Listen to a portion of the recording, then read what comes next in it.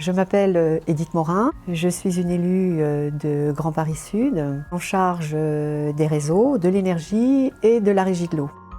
Nous sommes un territoire jeune, dynamique économiquement, nous sommes attractifs aussi pour les entreprises. Nous regroupons 23 communes et 352 000 habitants. Ce territoire de 23 communes, il a fallu l'organiser. Les objectifs du territoire, c'est multiplier par 5 la production d'énergie renouvelable sur le territoire. Ces objectifs vont nous permettre de réduire les gaz à effet de serre de 45% d'ici 2030. Le réseau de chaleur Grand Paris Sud Énergie Positive existe depuis une cinquantaine d'années. Et il est vrai, il y a une cinquantaine d'années, on ne pensait pas vraiment à isoler les bâtiments de façon efficace, etc. Préserver la ressource, utiliser moins d'énergie fossile, faire attention aux charges de nos habitants, tout ça sont les préoccupations d'aujourd'hui.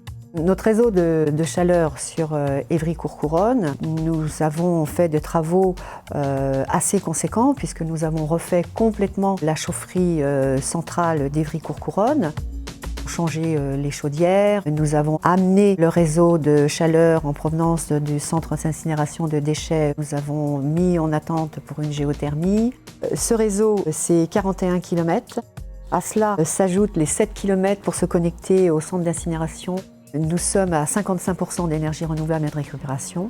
L'objectif est de passer à 80% d'ici 2021 par la création d'une géothermie profonde. D'ici 2030, on envisage 33 000 équivalents logements. C'est la raison pour laquelle nous avons fait le choix volontariste de classer notre réseau, ce qui nous permet d'imposer le raccordement.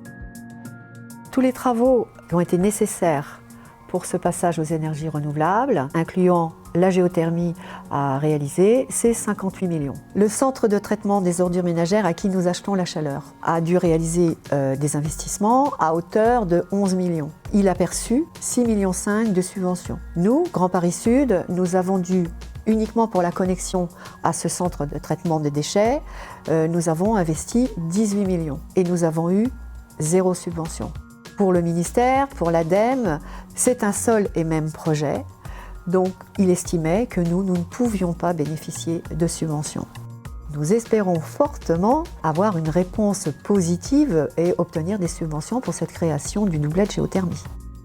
C'est 58 millions d'euros d'investissement et quand même une baisse à l'usager de 20%. Donc faisons bouger les choses, car après tout, nous sommes tous connectés.